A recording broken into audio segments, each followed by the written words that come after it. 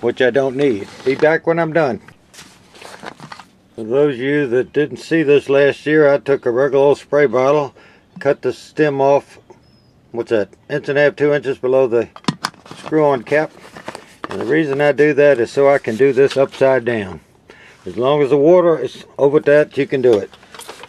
And see, now I hate to wet that sphagnum moss down.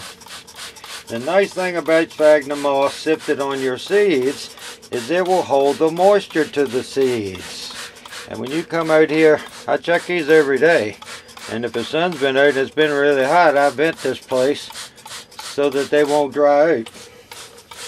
And the neat thing about this is when it dries out, see how dark it is? When it dries out, it lightens up and you will see instantly that it needs water.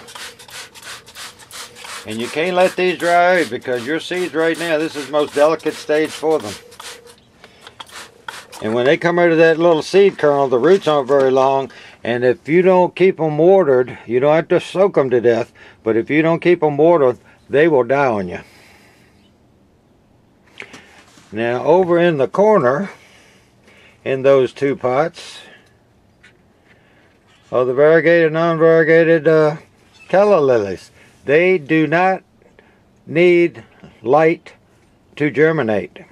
All you have to do is put them in there and press them down with your finger a little bit so they come in contact with the soil.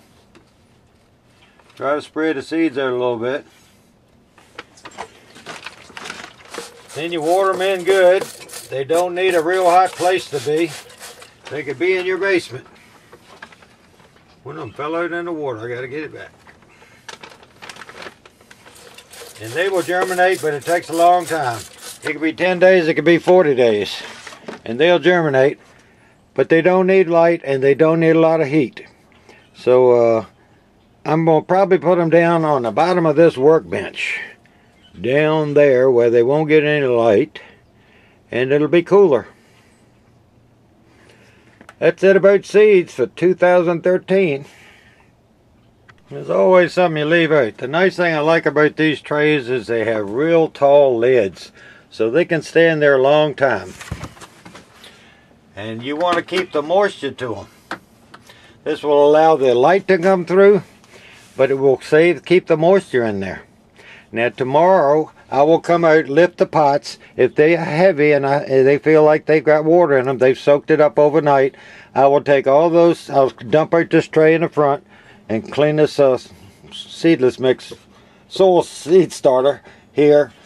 And then I will put those in a dry tray and put the lid on it. And that's pretty much all you have to do. Now if you leave this in the sun will bake through that lid and burn those seeds up in a heartbeat.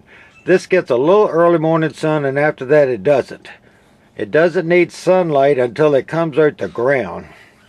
And by that time I'll have a fluorescent light over top of it. Now we're done.